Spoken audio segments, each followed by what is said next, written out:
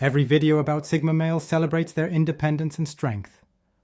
But nobody talks about the brutal truths that make society deeply uncomfortable. These aren't just inconvenient facts. These are realities that challenge fundamental assumptions about how men are supposed to be. And society would rather pretend they don't exist than deal with what they actually mean. Look, society has acceptable narratives about different types of men. Alphas are celebrated for their dominance and leadership. Betas are appreciated for their cooperation and stability. Even outcasts and failures have narratives that society understands and can work with. Today, we're talking about 5 brutal truths about Sigma males that society actively refuses to accept. Not because these truths are wrong, because accepting them would be too disruptive to how society thinks masculinity is supposed to work. Oh, and by the way, I've got something very special for you. Sigma's Black Book of Untouchable Power. It's an ebook that contains the forbidden secret knowledge that will turn you into the man others fear and respect. Grab it in the description section or pinned comment below. 1. They genuinely don't want what other men want. The first brutal truth society refuses to accept is that Sigma males genuinely don't want the things other men want. This isn't performance. This isn't coping. This isn't delayed gratification. They fundamentally don't value what society tells them they should value. Society operates on the assumption that all men want the same basic things: status, recognition, power over others, large social circles, traditional success markers, sexual conquest, impressive achievements that others can see. These assumptions drive everything: career structures, social hierarchies, relationship dynamics, entertainment, advertising. The entire social operating system is built on men wanting these things and competing to get them. Then Sigma males show up and genuinely don't want any of it. And society cannot process this. When a Sigma male says he doesn't want status, society hears he couldn't get status, so he's pretending not to want it. Sour grapes coping mechanism. Defense against failure. That's not what's happening. He genuinely doesn't value status, doesn't want it, wouldn't pursue it even if it were freely available. The entire concept of status is meaningless to him. When a Sigma male turns down career advancement that would give him more money but less autonomy, society hears he's afraid of responsibility, or he's not ambitious enough. Wrong again. He values autonomy more than money. Not because he's afraid, because his actual hierarchy of values genuinely places freedom above wealth. He's not failing to want what he should want. He wants something different. When a Sigma male maintains a tiny social circle and shows no interest in expanding it, society interprets this as social failure. He can't make friends, or he's antisocial, or he needs help connecting with people. He doesn't need help. He prefers the small circle. He actively chose to keep it small. He's not failing at something he wants. He's succeeding at something society doesn't value. Society refuses to accept that these preferences are genuine, because accepting it breaks the social contract. If men don't all want the same things, then the systems built on that assumption stop working. You can't motivate men with status if some men genuinely don't care about status. You can't control men with social approval if some men genuinely don't need approval. You can't direct male energy towards socially useful goals if some men don't value those goals. This is threatening. So society refuses to believe it's real, insists that these men are lying to themselves or coping with failure, or will eventually come around to wanting normal things, but they won't. Because they genuinely don't want those things. Never did. Never will. Their preference structure is fundamentally different, and no amount of social pressure will change it. Society needs men to want status, approval, recognition, power. Sigma males don't want those things. and society refuses to accept that this is genuine because accepting it would require acknowledging that the social systems built on those motivations don't work on everyone. 2. They're better off alone than in most relationships. The second brutal truth society refuses to accept is that Sigma males are genuinely better off alone than in most relationships that would be available to them. This isn't just preference. This is objective reality about their well-being and functioning. Society operates on the assumption that humans need relationships, that connection is essential, that isolation is harmful, that everyone is better off partnered than alone. These assumptions are so fundamental that they're rarely even questioned. Then you look at Sigma males actually in relationships versus alone, and the data contradicts the assumption. They function better alone. They're happier alone. They're more productive alone. They're more mentally healthy alone. Put them in the typical relationship most people have, and they deteriorate. More stressed. Less productive. More constrained. Less satisfied. The relationship that would make most men happier makes Sigma males measurably worse off. This is incredibly threatening to society because it suggests that the universal prescription of partnership and connection isn't actually universal. That for some people, the standard advice is actively harmful. When a Sigma male says he's better off alone, society hears he's damaged, or he's avoiding intimacy, or he needs therapy to learn how to connect. Maybe. Or maybe he's accurately assessing that his psychology functions optimally with minimal social input, and most relationships would degrade rather than improve his quality of life.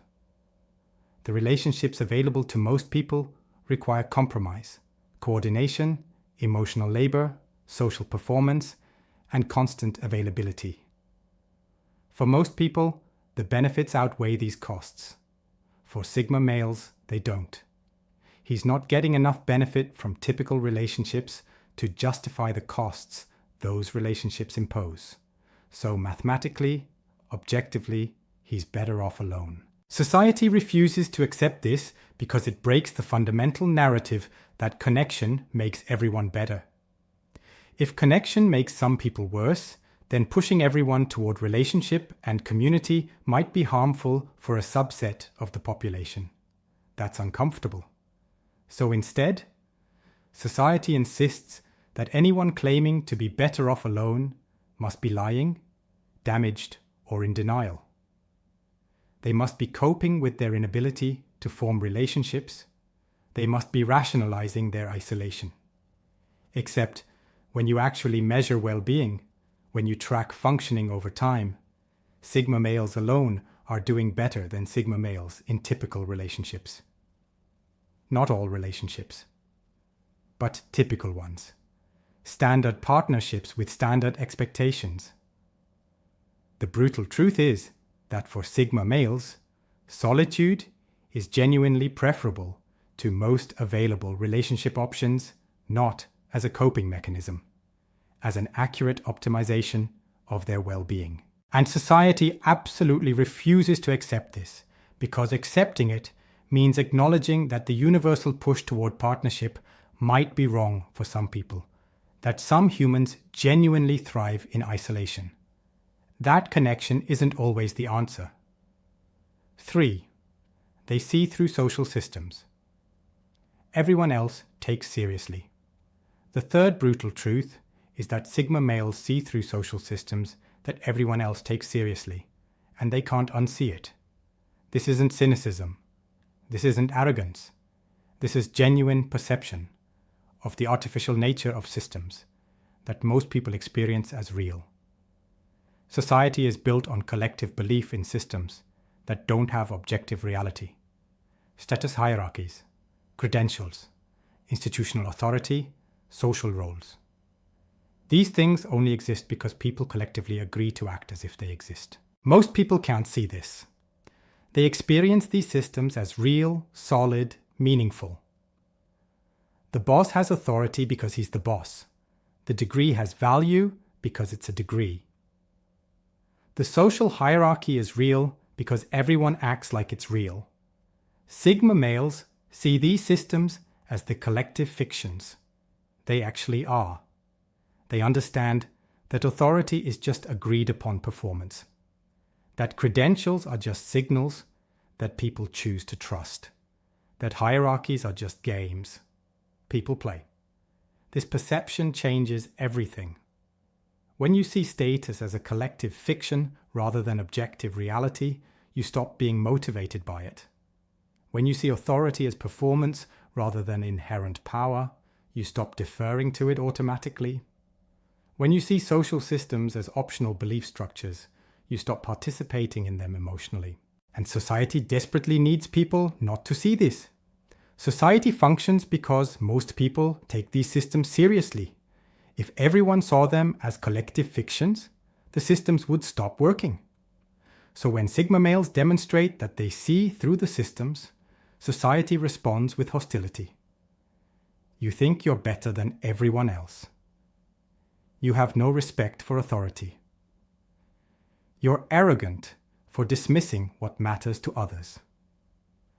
That's not what's happening. Sigma males don't think they're better. They just can't unsee the artificial nature of systems everyone else experiences as real.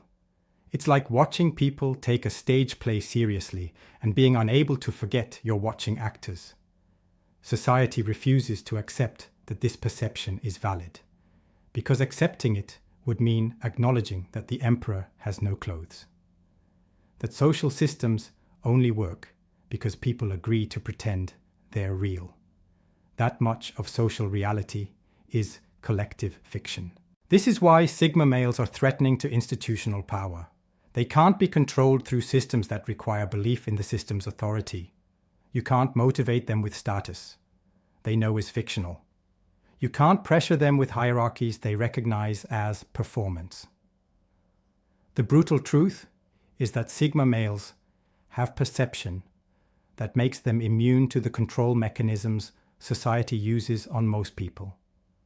And society refuses to accept this is legitimate perception rather than arrogance or disrespect. Because accepting it would mean admitting that social control systems only work on people who can't see through them. And that's too uncomfortable a truth for society to acknowledge. 4. They're not broken. Society's model of masculinity is just incomplete. The fourth brutal truth is that Sigma males aren't defective versions of normal men. They're evidence that society's model of masculinity is incomplete and doesn't account for legitimate variation.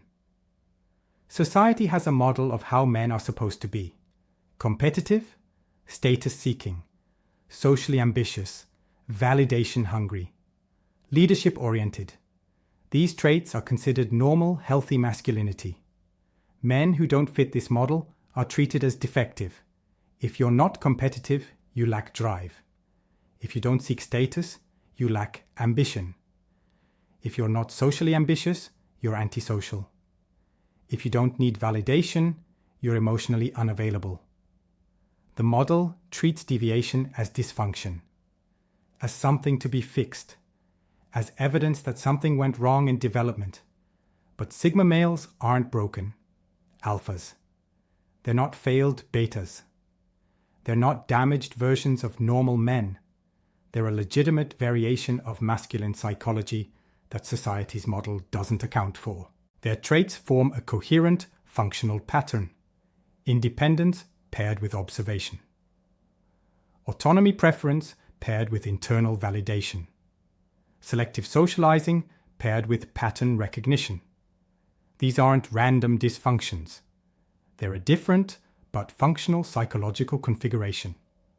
Society refuses to accept this because accepting it means admitting the model is wrong, that there are multiple valid forms of masculinity, that the traits society celebrates as universal masculine ideals are actually just one configuration among several possible configurations, This is deeply threatening to social institutions built on the assumption that there's one right way to be a man. If sigma males are legitimately functional rather than broken, then all the pressure to conform to alpha or beta patterns is unjustified. Schools that try to make all boys competitive and socially engaged are harming boys for whom that's not optimal. Workplaces that reward only alpha-style leadership are missing capabilities that sigma psychology provides. Relationship advice built on alpha and beta patterns doesn't apply. The brutal truth is that sigma males reveal that society's understanding of masculinity is incomplete. Not wrong about alphas and betas, but incomplete in failing to account for sigma as a legitimate third pattern. And society refuses to accept this because accepting it would require massive recalibration, new frameworks, new approaches, new acknowledgement that the one-size-fits-all model of masculinity never fit everyone. Easier to insist sigma males are broken than to admit the model is incomplete. Easier to pathologize the pattern than to expand the framework. Easier to try to fix these men than to accept they're not broken. But they're not broken. They're just evidence that masculine psychology has more legitimate variation than society's model accounts for. And that's a truth society desperately doesn't want to accept. 5. They don't need fixing. Society needs to leave them alone. The fifth and most uncomfortable, brutal truth is that sigma males don't need intervention, therapy, socialization, or fixing. They need society to stop trying to change them. Society sees men who are comfortable alone, uninterested in status, operating outside hierarchies, and immune to social pressure, and immediately responds with attempts at intervention. These men must be lonely. They must need help connecting. They must be suffering from childhood trauma. They must be on the autism spectrum. They must need therapy to learn healthy attachment. They must be depressed. They must be antisocial. Something must be wrong that needs professional intervention.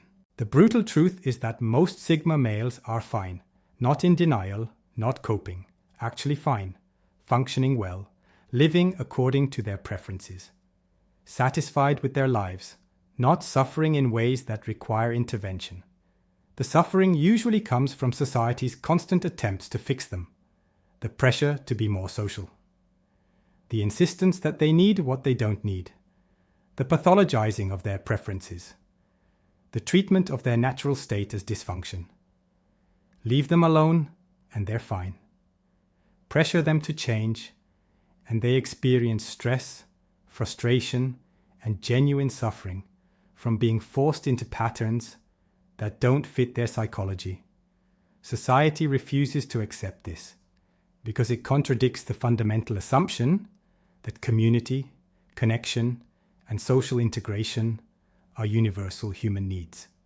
If some people genuinely don't need these things, then social institutions built on universal social need become optional for a segment of the population. That's threatening. Schools need all students to participate in group activities. Workplaces need all employees to be team players. Communities need all members to be engaged citizens. Society needs all people to be integrated into social structures.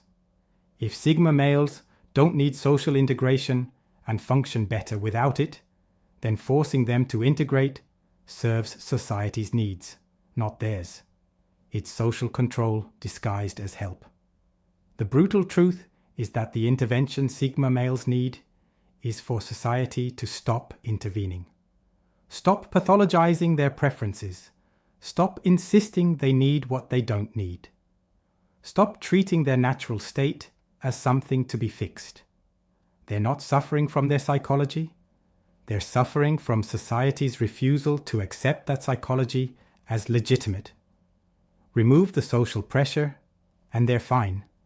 Continue the pressure, and you create the very dysfunction you claim to be treating.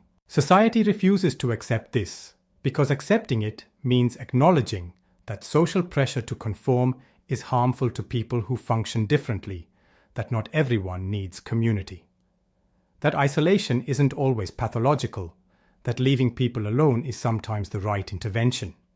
Those admissions would undermine social control mechanisms that rely on everyone needing social integration. So society continues to insist these men need fixing, while refusing to see that society's attempts at fixing are the primary source of their problems. Why society refuses these truths. Here's why society actively refuses to accept these 5 brutal truths. Accepting them would require fundamental changes to how society operates. If men don't all want the same things, motivational systems break down. If some people are better off alone, the universal push toward connection becomes questionable. If social systems are visible as collective fictions, those systems lose power. If Sigma males are legitimate rather than broken, the model of masculinity needs expansion. If these men don't need fixing, social intervention becomes harmful. Each of these truths threatens something society needs to believe. So society protects itself by refusing to accept the truths, by pathologizing Sigma males instead of updating its models, by insisting these men are broken rather than acknowledging its frameworks are incomplete. This isn't conspiracy. This is just how social systems protect themselves from information that would require uncomfortable change. Deny the information, pathologize the source. Maintain the comfortable fiction rather than accept the disruptive truth. But the truths remain true, whether society accepts them or not.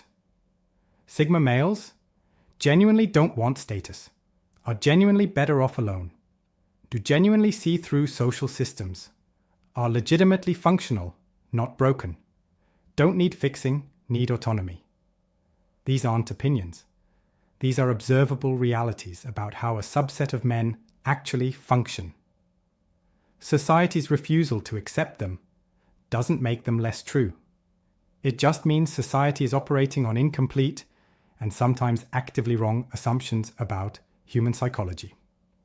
So those are 5 brutal truths about Sigma males that society refuses to accept. They don't want what other men want. They're better off alone than in typical relationships. They see through social systems others take seriously. They're not broken. The masculinity model is incomplete. They don't need fixing. They need autonomy. Each truth is uncomfortable because it challenges fundamental social assumptions. Easier to pathologize these men than to update the models. Easier to insist they're broken than to accept they're different. But different isn't broken.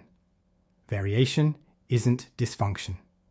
And refusing to accept legitimate psychological diversity doesn't make it go away. It just makes society less accurate in its understanding of human nature. If you're a Sigma male, understand that society's attempts to fix you aren't based on your actual dysfunction. They're based on society's discomfort with your existence outside its models. You're not broken. The model is incomplete. And if you're trying to understand Sigma males, start by accepting that these brutal truths might actually be true, that these men genuinely experience reality differently, that your frameworks might not apply, that leaving them alone might be better than trying to help. If you're a Sigma male who's been pathologized for preferences that are actually functional for you, drop a comment with "not broken" and tell me which brutal truth resonates most. If you're someone who's been trying to fix or help a Sigma male, consider whether your intervention serves his needs or your discomfort with his differences. And if you're society at large, maybe it's time to expand the model. Maybe it's time to accept that masculine psychology has more variation than your frameworks account for. Maybe it's time to acknowledge these brutal truths. Until next time, question the models.